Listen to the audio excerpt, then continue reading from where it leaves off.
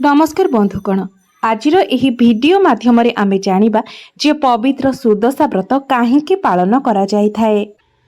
तेबे बंधु माने एही 2024 वर्ष रे केउं दिन एवं केतोटी सुदशा व्रत पड़ुछि, एहा सहित नुआ व्रती माने व्रत आरंभ करि परिबे किंबा नाही एवं एही व्रतटीर 10 अंक सहित केउं विशेष संपर्क रहिछि।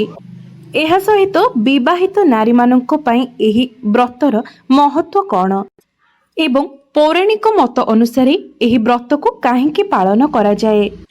ଏହା ସହିତ ଏହି ଭିଡ଼ିଓରେ ଆମେ ଯେତେବେଳେ ସୁଦଶା ବ୍ରତରେ 10 ଗଣ୍ଠି ପକାଇଥାଉ, ସେହି 10 ଗଣ୍ଠି ପକାଇବା ବେଳେ ମା ଲକ୍ଷ୍ମୀଙ୍କର 10ଟି ନାମ ସମ୍ପର୍କରେ ମଧ୍ୟ ଏହି ଭିଡ଼ିଓରେ ମୁଁ ଆପଣମାନଙ୍କୁ କହିବାକୁ ଯାଉଛି ଏବଂ सुदशा व्रतर संपूर्ण पूजा विधि सहित आपण माने सुदशा व्रत दिन केउ कार्य करिबा उचित एवं केउ कार्य न करिबा उचित से सब विषय जानिबा पई दया करी वीडियोटी को स्किप न करी शेष पर्यंत निश्चय देखंतु।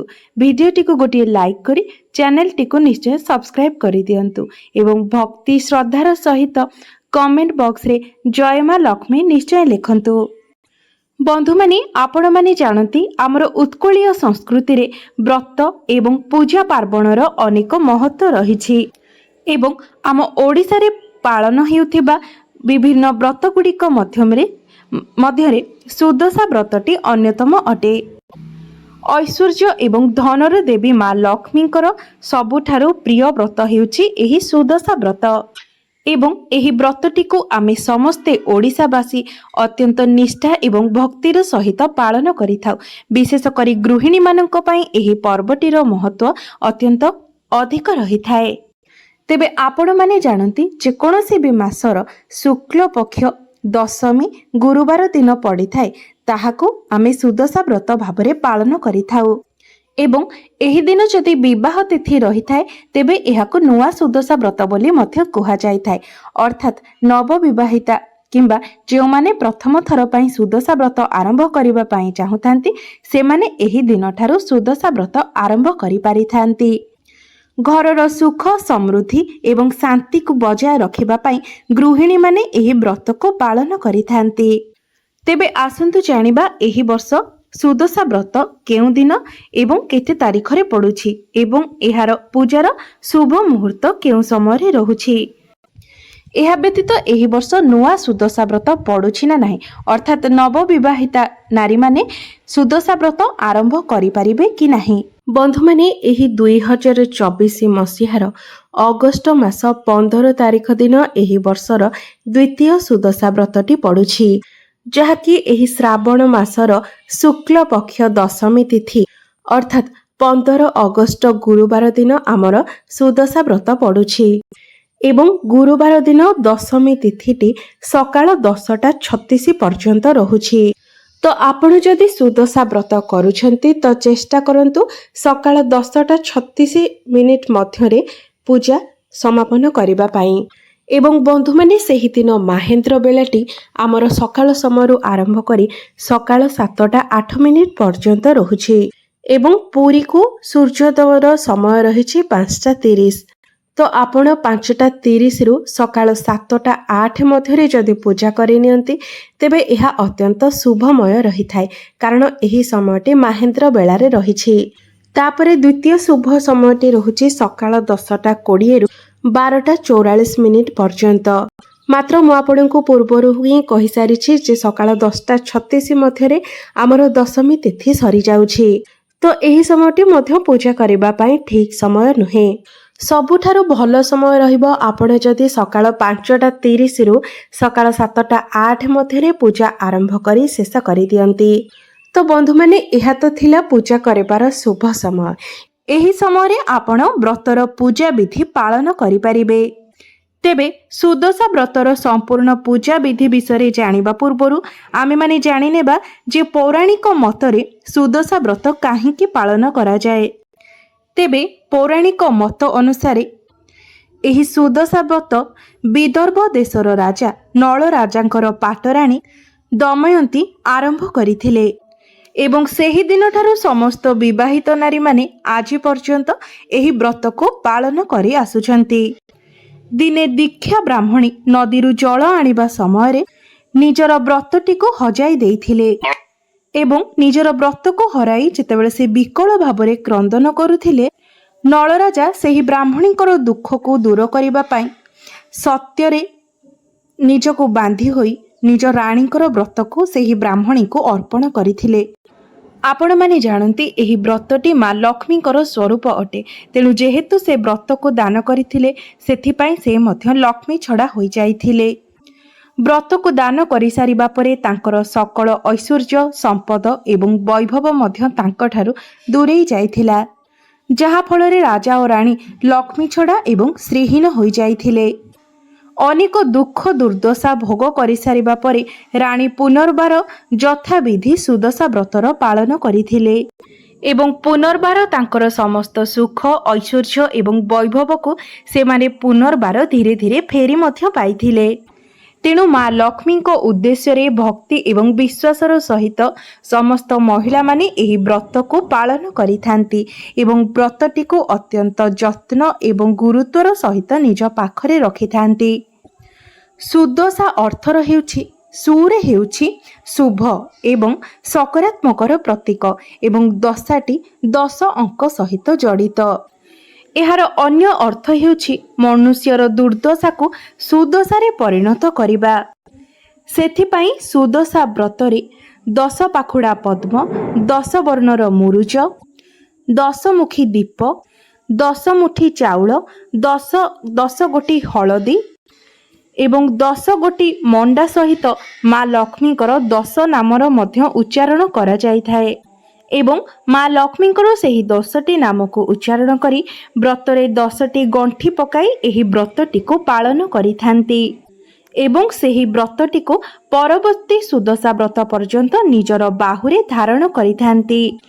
ଆପଣମାନେ ବ୍ରତରେ ଯେତେବେଳେ 10ଟି ଗଣ୍ଠି ପକାଉଛନ୍ତି, ସେହି ସମୟରେ ପ୍ରତ୍ୟେକ ଗଣ୍ଠି ପାଇଁ ମାଙ୍କର ଗୋଟିଏ ଗୋଟିଏ ନାମ ଅର୍ଥାତ୍ 10ଟି ଗଣ୍ଠି ପାଇଁ ଆପଣ 10ଟି ନାମ ଉଚ୍ଚାରଣ କରି ଗଣ୍ଠି ପକାଇବା ଉଚିତ। ତେବେ ବନ୍ଧୁମାନେ, ମା ଲକ୍ଷ୍ମୀଙ୍କର ସେହି 10ଟି ନାମ ହେଉଛି, ଆପଣମାନେ ଯଦି ଜାଣିନାହାନ୍ତି ତେବେ ଲେଖି ରଖନ୍ତୁ, ଯାହାଫଳରେ ଆପଣଙ୍କର ଏହା ନିଶ୍ଚୟ କାମରେ ଆସିବ। ତେବେ ପ୍ରଥମେ ହେଉଛି ଲକ୍ଷ୍ମୀ ନାରାୟଣୀ, ଦ୍ୱିତୀୟରେ କମଳିନୀ, ତୃତୀୟରେ ଶ୍ରୀହରି ହରପ୍ରିୟା, ଚତୁର୍ଥରେ ପଦ୍ମାଳୟା, ପଞ୍ଚମରେ କମଳା, ଷଷ୍ଠରେ ଚଞ୍ଚଳା, ସପ୍ତମରେ ବିଘ୍ନେଶିନୀ, ଅଷ୍ଟମରେ ସିନ୍ଦୁର ଦୁଲଣୀ, ନବମରେ ଦୁର୍ଗତି ନାଶିନୀ ଏବଂ ଦଶମରେ ବିଷ୍ଣୁ ପାଟରାଣୀ। ଏହି 10ଟି ନାମର ଉଚ୍ଚାରଣ କରି ଆପଣ ନିଜ ବ୍ରତରେ 10ଟି ଗଣ୍ଠି ପକାଇବେ।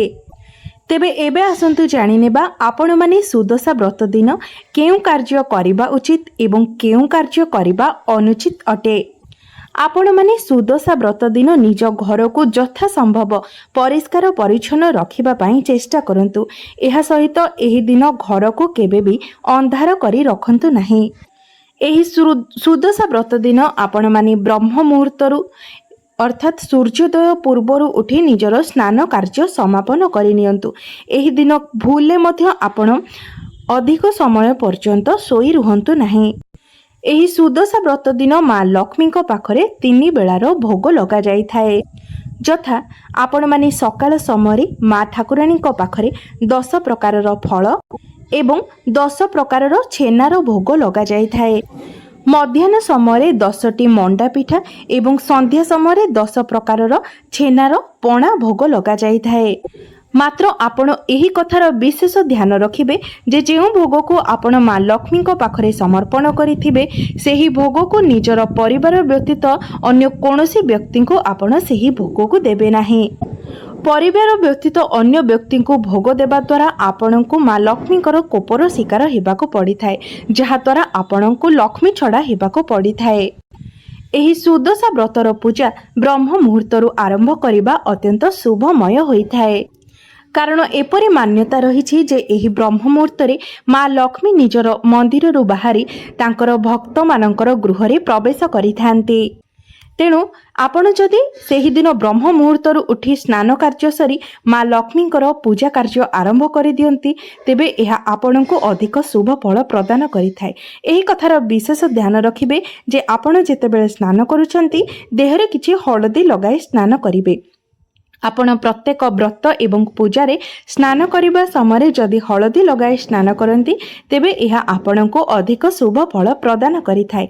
यह द्वारा आपणकर शरीर पवित्र होइथाए एवं आपण धला नाली किंबा हलदिया रंगर वस्त्र पिंधि माँ लक्ष्मींकर पूजा आराधना करंतु कारण एही रंग गुड़िक माँ लक्ष्मींकर अत्यंत प्रिय अटे। आपण भूले भी केबे कला रंगर किंबा नील रंगर वस्त्र पिंधि माँ लक्ष्मींकर पूजारे बसिबा उचित नुहे कारण कला एवं नील रंग पूजा पाई अशुभ होइथाए। यह सहित आपण जेहेतु विवाहिता नारी अटंती सेथिपाई आपण निजको यथा संभव सजाइबाकू चेष्टा करंतु।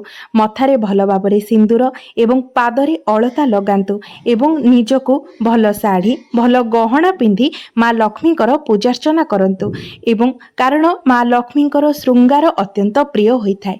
तेणु आपण जेते अधिक सुंदर भाबरे सजाई होई माँ लक्ष्मींकर पूजार्चना करिवे माँ आपणक उपरे सेते अधिक प्रसन्न रहिबे एवं माँ लक्ष्मी को पूजारे मध्य आपण माँ को श्रृंगार द्रव्य अर्पण करने को भूलंतु नहीं कारण माँ मध्य जड़े विवाहिता नारी अटंती एवं से अत्यंत श्रृंगार प्रिय मध्य अटंती।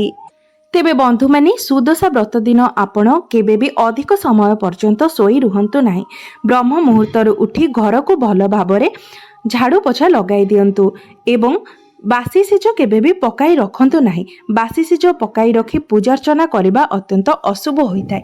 तेणु आपण माने चेष्टा करंतु एही दिन ब्रह्म मुहूर्त उठी घर को परिष्कार परिच्छन्न करी तापरे स्नान करी निजर पूजा कार्य आरंभ करिबा पाई कारण माँ लक्ष्मी अत्यंत परिष्कार परिच्छन्न प्रिय अटंती। आपण माने जानती जेकोसी पूजा किंबा व्रत हेउ आमे प्रथमे माँ वृंदावतींकर पूजा करिथाउ। माँ वृंदावती को पूजा करी सूर्य देव को जल अर्पण करबा परे ही आमे ठाकुर घरर पूजा करिथाउ। एहा परे निजर व्रत पूजा आरंभ करिथाउ। आपण माने जानती एही गुरुवारटी देवगुरु बृहस्पति को मध्य समर्पित एवं तांको हलदिया रंगटी अत्यंत प्रिय होइथाए। एहा व्यतीत भगवान विष्णुଙ୍କର मध्य एही हलदिया रंगटी अत्यंत प्रिय अटे। तेणु आपण माने जदि एही दिन हलदिया रंगर वस्त्र परिधान करती तेबे एहा अत्यंत शुभ परिणाम देइथाए। तेबे बंधु माने एही सुदशा व्रत दिन आपण निज घरे आमिष रांधंतु नहीं किंबा आमिष सेवन करंतु नहीं किंबा व्रतधारी माने उषुना भक्षण करंतु नहीं। जेहेतु एही थर बुधवार ठारू दशमी तिथि आरंभ हेउछि तेनु बुधवार दिन मध्य आपण आमिष भक्षण करंतु नहीं। एमितिरे भी आमर जेकोसी पूजा व्रत हेउ ता पूर्व दिन मध्य आमिष भक्षण करबा उचित नुहे। तेणु आपण माने चेष्टा करंतु केवल पूजा दिन ही नुहे तार पूर्व दिन मध्य निज मध्यरे पवित्रता बजाय रखिबा पाई एवं सुदशा व्रत दिन 12टा परे आपण काहाको भिक्षा दियंतु नाही किंबा एही दिन आपण काहाको टंका धार दियंतु नाही। एपरि करिबा द्वारा माँ लक्ष्मी कोप करिथांती एवं आपण एही कारणरु लक्ष्मी छड़ा मध्य होई पारंती। सुदशा व्रत दिन निज घरे जेते संभव शांति रक्षा करंतु। निज घरे पाटितुंड किंबा कली कजिया लागंतु नाही एवं एही दिन दिनरे किंबा संध्या समय सुवंतु नाही।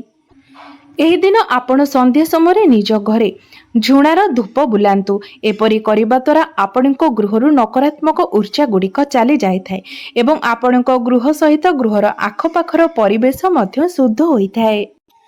तेबे बंधु माने मोर एही भिडियोटी जदि आपण मानकु भलो लागि थाए तेबे भिडियोटी को लाइक करी चैनल टी को निश्चय सब्सक्राइब करि देबे एवं कमेंट बॉक्स रे जय माँ लक्ष्मी निश्चय लिखिबे।